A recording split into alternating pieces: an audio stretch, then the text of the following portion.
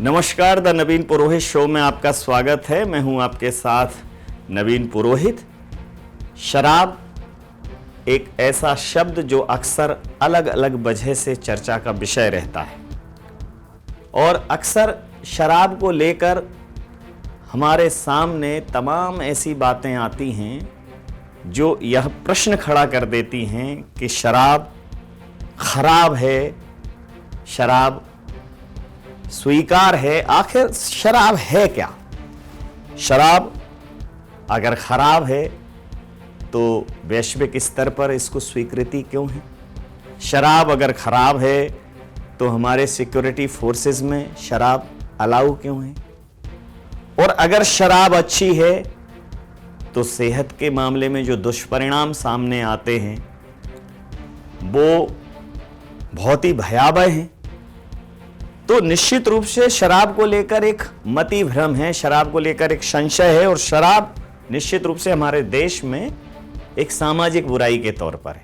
इस देश में तो कम से कम है। उसका राजनीतिक फायदा उठाने के लिए तमाम सरकारों ने शराबबंदी की घोषणा कर दी। कहीं सरकार शराब बहुत ही सुलभता से मुहैया करा रही है, कहीं सरकार के लिए शराब खजाना भरने वाली चीज है। शराब जिसका वजूद बहुत ही पुराना है, मैं कशी को लेके कई सौ चर्चाएं हैं, समुद्र मंथन से लेके भारतीय दर्शन तक सब में इसे लेकर जद्दोजहद हुई है।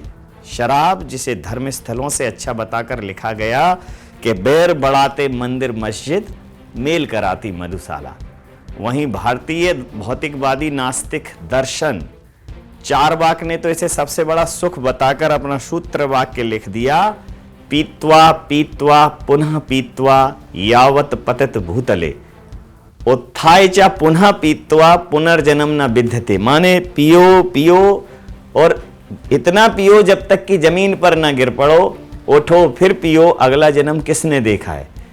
शराब किसी के लिए सुख तो किसी के लिए दुख का विषय है। जहन्नुम की बात हो या जन्नत की बात हो, वहां भी बहिश्त की नदियां बह रही हैं। स्वर्ग में भी सुरापान करेंगे, मतलब वहां भी शराब का लालच है। तो शायरों ने तो कमाल ही कर दिया। शायरों ने तो यह कहा कि साकी शराब पीने दे मस्जिद में बैठकर, या वो जगह बता दे जहां पर खुदा ना हो। तो शराब को लेकर एक प्रकार का चार्म है, चाहत है। शराब को लेकर एक प्रकार की घृणा है। शराब को लेकर समाज में अस्वीकृति है, शराब को लेकर समाज में स्वीकार्यता है। तो फिर शराब है क्या? तो अगर मैं अपने दृष्टिकोण से कहूं कि शराब का सेवन बाकी पेय पदार्थों की तरह ही है। बात है जरूरत की, गुणवत्ता की और सक्षमता की। तो आज द नवीन पुरोहित शो में, यानी कि मेरे शो में, हम शराब से जुड़ी हर जानकारी बिना किसी लाग लपेट के आप तक पहुंचाने की कोशिश करेंगे। सबसे पहले तो हम जानेंगे लिकर से जुड़े हुए कुछ इंपॉर्टेंट फैक्ट्स जिस पर आज हम चर्चा करेंगे। तो पहला फैक्ट यह है कि शराब या फिर किसी भी मादक पेय पदार्थ में इथेनॉल होता है, जो कि एक जहरीला पदार्थ है और मनोविज्ञान के अनुसार यह लत पैदा कर सकता है। एक सर्वे के अनुसार साल 2019 में दुनिया भर में शराब के सेवन से लगभग 2.6 मिलियन मौतें हुई हैं। इनमें गैर संचारी रोग और संचारी रोग शामिल है। अनुमान है कि 15 वर्ष से अधिक आयु वर्ष के लोग, विश्व की 7% आबादी या 400 मिलियन लोग शराब संबंधी विकारों से पीड़ित हैं। रिपोर्ट्स का मानना है कि शराब से संबंधित अधिकांश नुकसान सस्ती और निम्न स्तरीय, निम्न गुणवत्ता की अमानक शराब और इसके अत्यधिक मात्रा में सेवन से होता है। शराब पर नियंत्रण के लिए प्रभावी उपाय मौजूद हैं, लेकिन उनके अधिक से अधिक उपयोग किए जाने की जरूरत है। शराब के नुकसान जानने और इन्हें कम करने के लिए महत्वपूर्ण है कि तमाम पूर्वाग्रहों को छोड़कर इस पर खुलकर बात हो। तो यहां मैं आपको एक डिस्क्लेमर दे दूं कि मुझे किसी भी स्थिति में शराब का पैरोकार न समझा जाए, लेकिन बात यह है कि एक बहुत बड़ी आबादी विश्व की और इस देश की शराब पीती है। तो जो पीते हैं वो क्या पिएं, कितना पिएं, कैसे पिएं, ये बेहद महत्वपूर्ण है। गुणवत्ता सुधार और स्वास्थ्य एवं सस्ती शराब के नुकसानों के प्रति जागरूकता ही एकमात्र कारगर उपाय है। जैसा कि हमें मालूम है कि देश के कई राज्यों में सिर्फ कागजों में सरकारी तौर पर शराब बंदी है, और सरकारी तौर पर शराब बंदी तो आप समझिए कि कहीं ना कहीं एक उसमें पॉलिटिकल रीजन मौजूद है। शराबबंदी की घोषणा सरकार ने कर दी, लेकिन आप जिन राज्यों में शराबबंदी है, आप देखिए उसमें हालात क्या है। ये जो आंकड़े हैं ना, जिन राज्यों में शराबबंदी है, अगर इन आंकड़ों पर आप, ये वो आंकड़े हैं जो सरकारी तौर पर शराबबंदी के बाद जहां शराब का सेवन हुआ, अमानक शराब का, जहरीली शराब का, तो उससे जो नुकसान हुए हैं, जो मौतें हुई हैं, ये आंकड़े आपकी आंखें खोलने के लिए पर्याप्त हैं। इन पर भी बात करूंगा। तो ये जो सरकारी तौर पर शराबबंदी है, ये सिर्फ एक बाही लूटने के लिए कि हमने शराब बंद कर दी। जितनी तस्करी उन राज्यों में हो रही है, उन राज्यों पे शराब की जो खपत है, तो जिन राज्यों में सहजता से उपलब्ध है शराब, उनको वो मुंह चढ़ा रही है।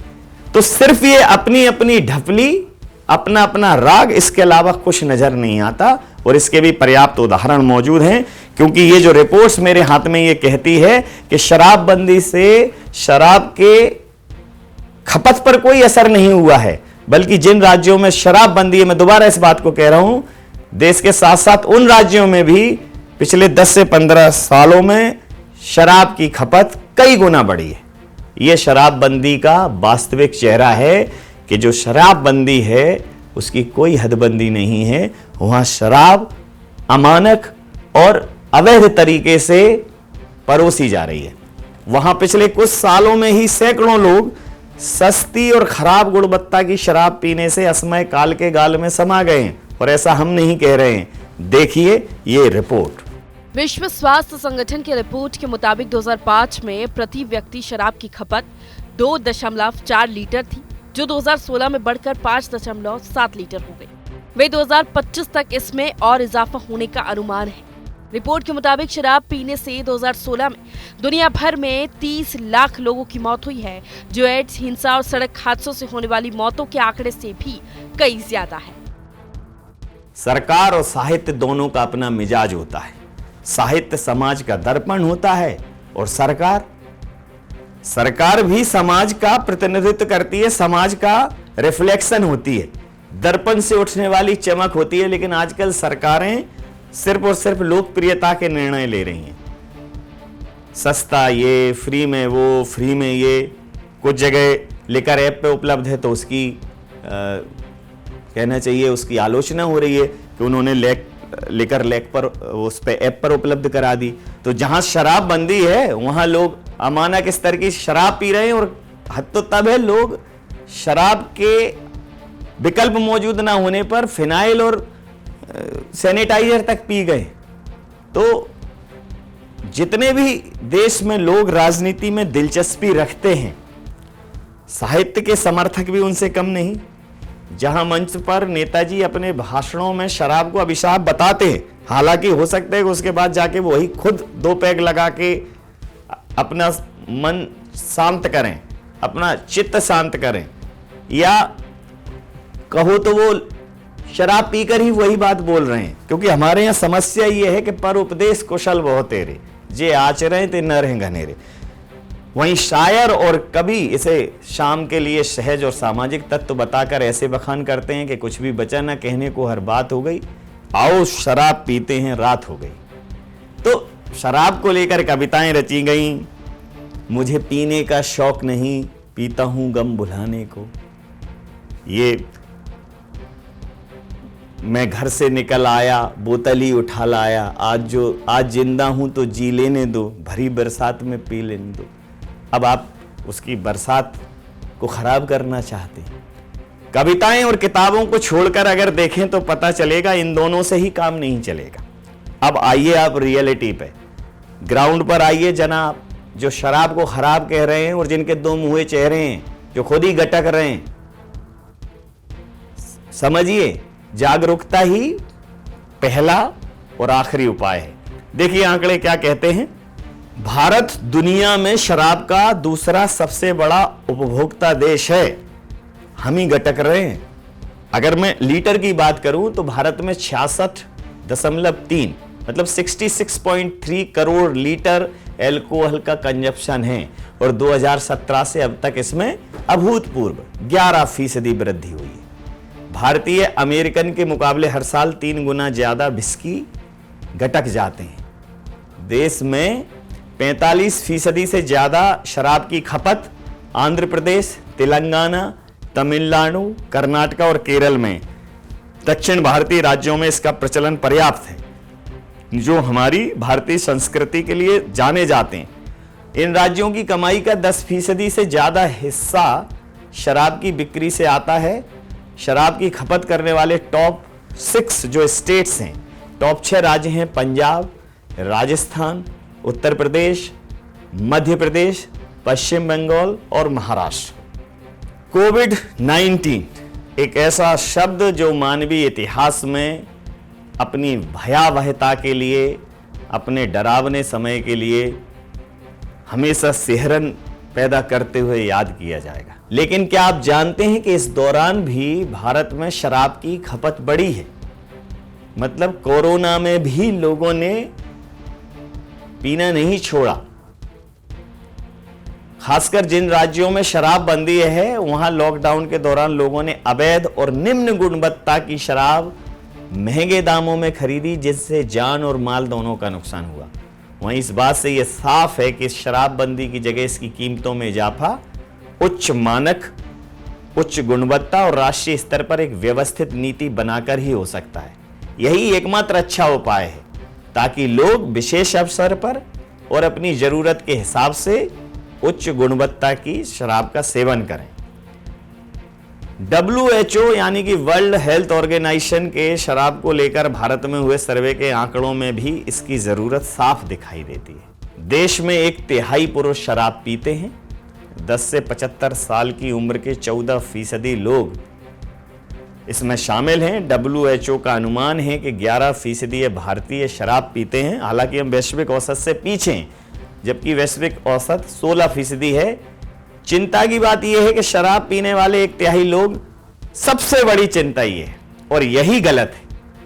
बाकी किसी भी चीज पर मुझे कोई आपत्ति नहीं है। आपत्ति सिर्फ इस बात पर है कि शराब पीने वाले 1/3 लोग मजबूरी में और सहज उपलब्धता के कारण सस्ती और नकली शराब पीते। भारत में कई हादसों की वजह मिलावटी, जहरीली और नकली शराब है। वर्ल्ड हेल्थ ऑर्गेनाइजेशन के अनुसार भारत में पी जाने वाली 50% शराब अनरिकॉर्डेड होती है। कहां बनी है, किसने बनाई है, क्या उसकी गुणवत्ता, इसका कोई लेखा जोखा नहीं होता। कहने को हमारे देश में शराब को बढ़ावा देने वाले किसी भी तरह के विज्ञापन पर रोक है। टीवी हो, अखबार हो या कोई पत्रिका हो, इसके पोस्टर और वीडियो का सीधा प्रचार नहीं किया जा सकता। और जब भी किसी फिल्म में या शो में इसका इस्तेमाल दिखाया जाता है तो एक वैधानिक चेतावनी आती है कि शराब को हम प्रोत्साहित नहीं करते, वगैरह वगैरह। लेकिन इतनी पाबंदियों के बाद भी देश में शराब की खपत साल दर साल बढ़ रही है। शराब का दूसरा पहलू यह भी है कि जो लोग इसे शौकिया तौर पर पीते हैं, वे बहुत सीमित, नियंत्रित मात्रा में और कभी कभार पीते हैं। ये भी ऐसे भी लोग हैं या ऐसे सामाजिक या व्यावसायिक आयोजनों में पीते हैं जहां इसका शिष्टता और सामाजिक तौर तरीकों के साथ सेवन किया जाता है। सामान्यतः उनको कॉकटेल पार्टी, वाइन टेस्टिंग और सोशल ड्रिंकिंग इवेंट का नाम दिया जाता है, जहां शराब का सेवन संयमित और शिष्ट व्यवहार के साथ किया जाता है। ऐसे ही कई व्यावसायिक आयोजनों में corporate cocktail party, networking event, business social drinking events का आयोजन किया जाता है, जिनका उद्देश्य व्यावसायिक नेटवर्किंग, पब्लिक रिलेशन, संबंध निर्माण और व्यावसायिक चर्चाओं को प्रोत्साहित करने के लिए होता है, जिसमें शराब मात्र एक सहज सामाजिक तत्व के रूप में शामिल होता है। देश के हर बजट सत्र में अर्थव्यवस्था के साथ साथ शराब का व्यापार और बाजार भी तेजी से बढ़ रहा है। बाजार शोध संस्था यूरोमेंटल इंटरनेशनल की रिपोर्ट के मुताबिक पिछले 10 सालों में भारत में शराब का कारोबार लगभग 2 गुना हो चुका है। हमारे देश में सदियों से कई तरह के फल फूल और अनाज से मादक पेय बनाने की समृद्ध परंपरा चली आ रही है, जिसका इस्तेमाल खासकर हमारे जनजातीय भाई, आदिवासी भाई औषधि के तौर पर करते हैं। वहीं मध्य प्रदेश में तो महुआ से बनी शराब को हेरिटेज ड्रिंक की श्रेणी में रखा गया है। ये बहुत बेहतर कदम है कि जो हमारी पारंपरिक तरीके से बनने वाली शराब है वो न सिर्फ उसका अपना एक औषधीय महत्व है, चाहे महुआ से हो, अंगूर से हो, उसका अपना एक औषधीय महत्व है, लेकिन जो बन रही है कहीं उसको एक चेकिंग करने की तो व्यवस्था हो कि ये शराब फला गांव में बनाई जा रही है, फला स्व सहायता समूह द्वारा बनाई जा रही है, फला लोगों के द्वारा बनाई जा रही है। जैसे अफीम की खेती एक उसका रिकॉर्ड रहता है, तो इसकी गुणवत्ता चेक हो जाए। अब मध्य प्रदेश ने तो एक कदम आगे बढ़कर आदिवासी सहकारिता समूहों को इसको बेचने की भी अनुमति दी है, तो निश्चित रूप से गुणवत्ता चेक हुई होगी कि आप ये गुणवत्ता युक्त हमारी पारंपरिक शराब है, इसका सेवन कीजिए। मूल चीज ये है कि है तो एक केमिकल, तो केमिकल अगर उसकी गुणवत्ता चेक नहीं होगी, उसकी यूटिलिटी चेक नहीं होगी, तो वो तो जहरीला है, फिर शराब हो या दवाई हो। तो पारंपरिक मादक पेय पदार्थों पर एक हमारी रिपोर्ट है, आप देखिए। फल फूल और अनाज से अपने अपने स्तर पर मादक पेय बनाना हमारे देश में सदियों से चला आ रहा है। फलों से बने कुछ पारंपरिक मादक पेय पदार्थों में जम्बू असव यानी कि जामुन वाइन, शाहकार सव, महासव, आम वाइन, कोला, बेर वाइन और थाटी कल्लू पाम वाइन शामिल है। इसी तरह महुआ का इस्तेमाल भी शराब बनाने में किया जाता है। वहीं उत्तर पूर्व में चावल से बियर और वाइन बनाई जाती है। भारत में पारंपरिक शराब बनाने की विधियां सदियों से चली आ रही हैं। साल भर फलों और कई फसलों की प्रचुरता से विभिन्न प्रकार की शराब बनाने की शैलियों के कई अवसर मिलते हैं। ये पारंपरिक पेय पदार्थ अक्सर स्वदेशी ज्ञान और विधियों से तैयार किए जाते हैं। ये भारत में ग्रामीण और आदिवासी समुदायों के सांस्कृतिक और सामाजिक जीवन का एक महत्वपूर्ण हिस्सा है। हालांकि जागरूकता, उचित ब्रांडिंग और प्रचार की कमी के कारण ये पारंपरिक पेय अक्सर मुख्यधारा के मादक पेय के साथ प्रतिस्पर्धा के दौड़ में शामिल नहीं है।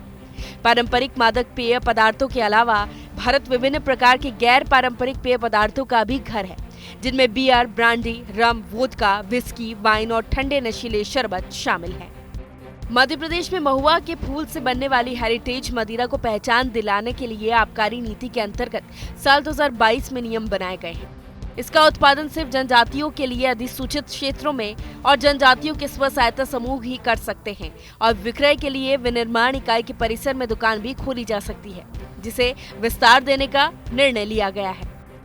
शराब का एक भयावह, माफी चाहूंगा, शराब का नहीं, मैं पक्षधर नहीं हूं शराब का, लेकिन खराब, गुणवत्ताहीन, निम्न स्तरीय शराब का भयावह और स्याह पक्ष और उस पर सरकार का आंख मूंदना, उसकी एक सच्ची तस्वीर है। तो 2019 में दुनिया भर में शराब के सेवन से हुई 2.6 मिलियन मौतें और अब आंकड़े और भयावह हैं। ऐसे ही 2012 में सड़क दुर्घटनाओं में मारे गए लोगों में से 1/3 से ज्यादा लोग नशे में गाड़ी चला रहे थे, अभी भी चला रहे हैं। नेशनल मेंटल हेल्थ सर्वे 2015-16 के मुताबिक देश के लगभग 10% वयस्कों को शराब की लत है। लीवर सिरोसिस में 60% मौतें शराब के कारण होती हैं। फिर घरेलू हिंसा, यौन उत्पीड़न, ये भी शराब की वजह से होने वाली सामाजिक बुराइयां हैं, घटनाएं। ग्रामीण इलाकों में घरेलू हिंसा से पीड़ित महिलाएं शराब पर पाबंदी की मांग करती हैं, लेकिन आप फैक्ट देखिए, गांव में कौन सी शराब मिलती है। निश्चित रूप से यहां बात गुणवत्ता की और बात उसकी उपलब्धता की है। शराब आप रोक नहीं सकते, शराब खराब है, ऐसे बहुत अन्य जो पेय पदार्थ हैं वो खराब हैं। शराब से ज्यादा खराब मिलावटी दूध है, शराब से ज्यादा खराब यूरिया से सस्ती शराब से, माफी चाहूंगा, वो यूरिया तमाम ज्यादा यूरिया डाल के जो अनाज उगाया जा रहा है, पूरी एक पंजाब से कैंसर एक्सप्रेस आती, तो शराब सस्ती शराब से खराब वो भी है। जहां गुणवत्ता किसी भी चीज की खराब हुई वो हानिकारक है। हमारे देश में सबसे ज्यादा सहज उपलब्धता शराब की गोवा में शराब से शराब पीने से हुए झगड़े या अन्य जितनी भी शराब के दुष्परिणाम हैं, अगर आप वो चीज़ गोवा में देखेंगे तो वो आंकड़े बिल्कुल उल्टे हैं।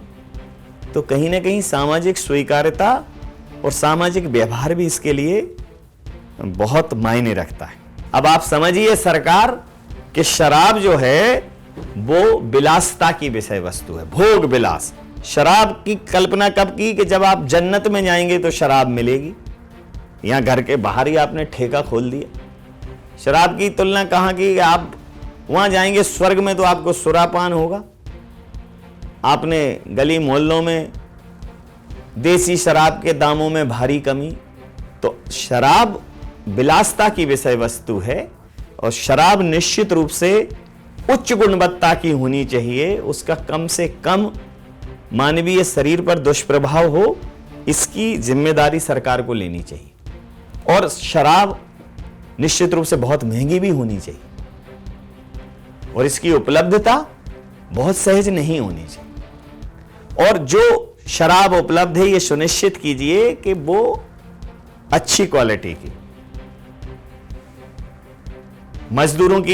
मजदूर वर्ग में, गरीब वर्ग में आमदनी कम होती है, तो कम आमदनी के बावजूद भी जब सहजता से इसकी उपलब्धता हो जाती है तो जो चीप लिकर से होने वाले गंभीर दुष्परिणाम हैं वो सामने आ जाते हैं। और एक और बात कि जहां आप शराबबंदी की बात कर रहे हैं ना, वहां यही चीप लिकर बंद है, क्योंकि चीप लिकर के विकल्प हैं। 10,000 खर्च करके कोई खराब शराब पिएगा नहीं, इतना सेंस ऑफ ह्यूमर उसका जाग जाता है, इतना उसको सेंस आ जाता है कि अगर वो 15,000 रुपए की शराब की बोतल पीता होगा 15,000 रुपए कीमत की, तो वो कहीं से ऐसी अमानक जगह से शराब नहीं खरीदेगा। तो जहां शराब बंदी है वहां 5 स्टार होटल्स में नहीं है, वहां शराब 5 स्टार होटल में मिल रही है। तो फिर शराब बंदी तो जो चीप लिकर आपने बंद की है, और जब आपने चीप लिकर बंद की है तो वो बहुत उसकी जगह पे जो सामान्य और अच्छी गुणवत्ता की शराब है उसकी उपलब्धता होनी चाहिए, भले ही वो महंगी हो। शराब से संबंधित सड़क दुर्घटना में हुई लगभग 2,98,000 मौतों में से 1,56,000 मौतों की जिम्मेदारी के आंकड़े नशे में वाहन चालक उन पर जाते हैं। वहीं अन्य मौतों का कारण भी नशे में गिरना, डूबना, जलना, यौन उत्पीड़न, हिंसा और आत्महत्या है। तो शराब, सस्ती शराब के बहुत महंगे नुकसान हैं, उनकी कोई भरपाई नहीं। हमारे इस प्रोग्राम का उद्देश्य शराब के सेवन को किसी भी पहलू से प्रोत्साहित करना नहीं है, लेकिन अगर आप अपने आसपास निगाह डालेंगे तो कुछ ऐसे भद्र, सज्जन, ज्ञानी, व्यवस्थित, रिच लोग भी आपको मिलेंगे जो शराब का सेवन करते हैं, और बड़ी संख्या में मिलेंगे। वहीं दूसरी तरफ दृष्टि डालेंगे तो लड़ाइयां हो रही हैं शराब की वजह से, दंगे हो रहे हैं, दुर्घटनाएं हो रही हैं। तो आखिर एक ही चीज के दो पहलू कैसे? सिर्फ और सिर्फ इसलिए कि एक उच्च गुणवत्ता की भी शराब उपलब्धता है। पूरा विश्व जो हमारे विकसित देश हैं उसमें इसी प्रकार की शराब का प्रचलन है। और जब शराब की गुणवत्ता निम्न होती है तो वो शराब निश्चित रूप से शरीर के लिए, हमारे मानसिक स्वास्थ्य के लिए बहुत हानिकारक होती है। और फिर समाज में शराब को लेकर जिस प्रकार की एक धारणा है कि शराबी है तो दंगाई होगा, शराबी है तो असामाजिक होगा, शराबी है तो फिर जो इस प्रकार का व्यक्ति होता है वो शराब को उसी तरह से चित्रित भी करता है। सबको मालूम है, बहुत सारे शायर हैं, कवि हैं, लेखक हैं, विचारक हैं, दार्शनिक हैं, धार्मिक लोगों की नहीं कहूँगा क्योंकि मंच से कोई स्वीकार नहीं करेगा, लेकिन मैं तो कहूँगा कि लो फिर तहकीकात चली और गोली क्यों बिन बात चली।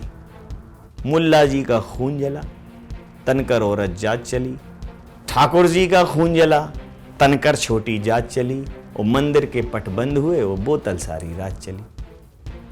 ये दो मुहा चरित्र है हमारा।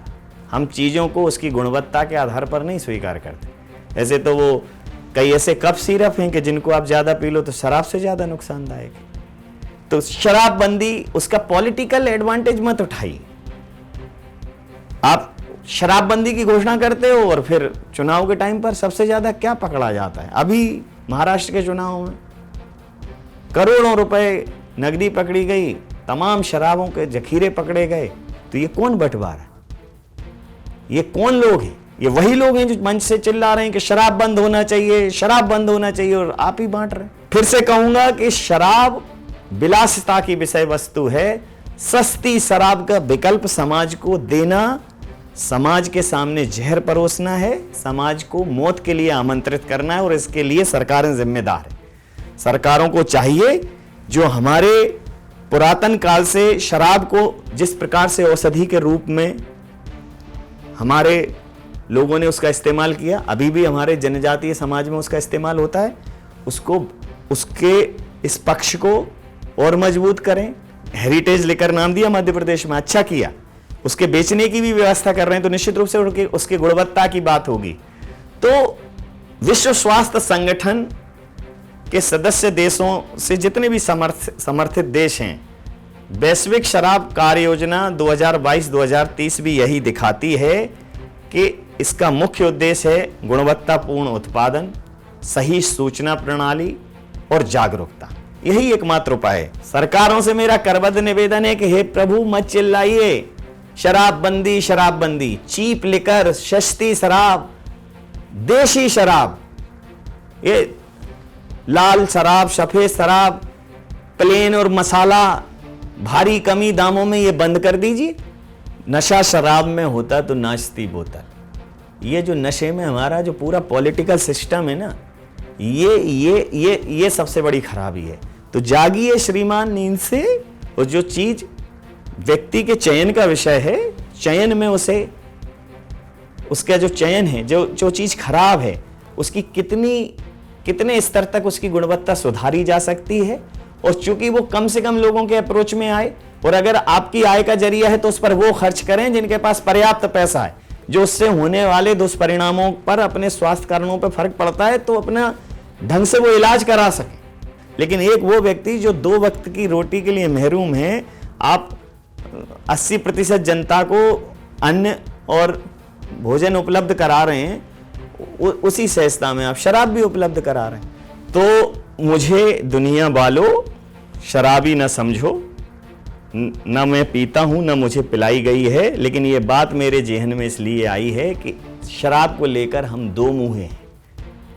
शराब को लेकर ये समाज दो मुंहा है। तो इसलिए जो वास्तविकता है, जो यथार्थ है, उसको हम जितनी सहजता से, सत्यता से स्वीकार कर लेंगे, वही बेहतर है। द नवीन पुरोहित शो में इतना ही। हम और अन्य विषयों को लेकर लगातार आपके साथ जुड़े रहेंगे। शराब को लेकर इस चर्चा का उद्देश्य निश्चित रूप से शराब को लेकर जो एक संशय है उस पर बात करना था। हमें आपके फीडबैक का, आपके सुझावों का, आपके मार्गदर्शन का इंतजार रहेगा। तो बने रहिए आप हमारे साथ और देखते रहिए IND24। नमस्कार।